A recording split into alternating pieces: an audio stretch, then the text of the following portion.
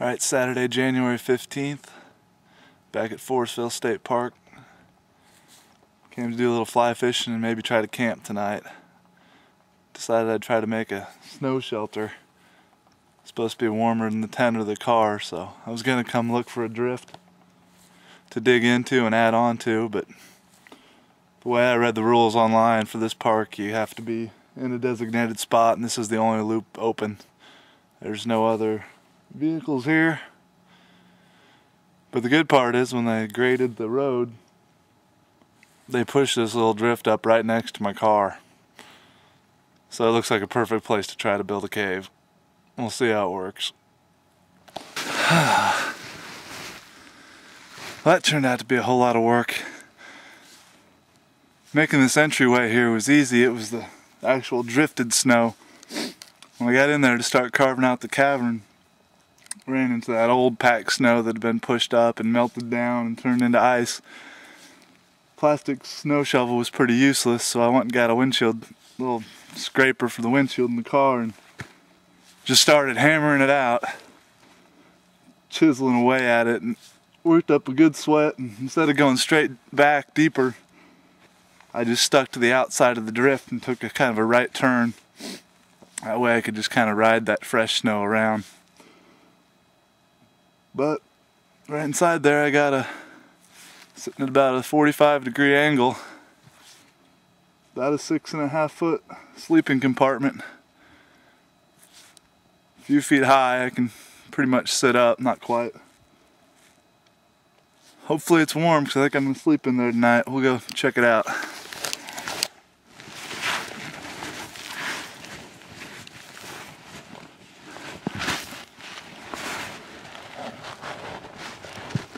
There's my breathe hole. Whew. Come in here and turn around. I'm going to cover a little bit of snow in that open entrance. It's a little bit, I didn't get in deep as I wanted to. Block it off with some snow and half of it with my pack tonight, and double down sleeping bags. We'll see. Top of this, I need to scrape a little bit more to keep it arched and smooth it out. I'm going to bring my camp stove in here just a little bit and run it. Melt the inside and kind of glaze over the top. That way when it melts, the water melts, instead of dripping down on these low points, it just stays along the outside and drips off the edges of you. And I got little channels carved around my sleeping area where the water should catch and drain out. I'm in here slanted at an angle. The entrance is the lowest point. There's a little cold sink down there at the base. The little platform I'm sleeping on slightly elevated. I ought to keep the warm air in here. I ought to be insulated, and pretty much just to the side of my breathe hole here.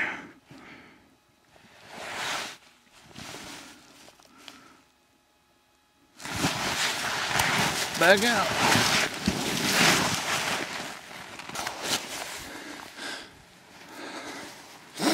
This is time to go fishing.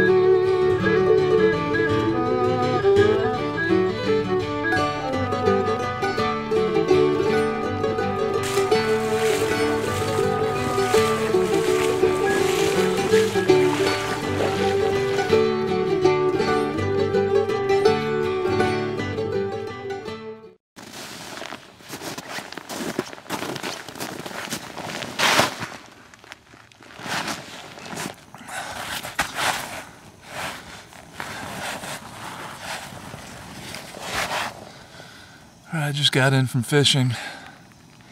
Got back to camp here. Decided to light up the stove and add a little heat in here.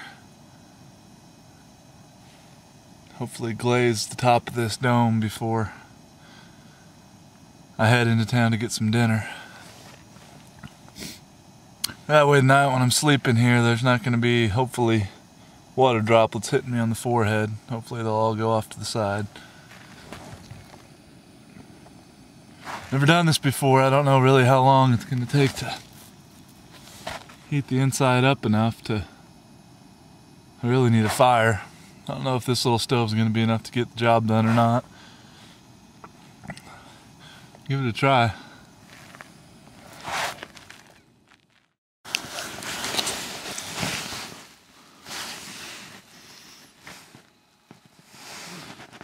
Alright, it's 7:30 p.m. here. I just got back, burrowed into my snow cave.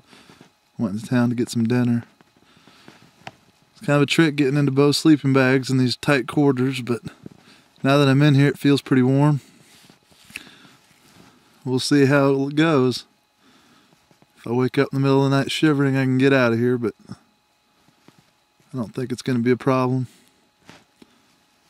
Clear skies, no wind, it's a perfect night, nice and quiet, so hopefully I can get some sleep.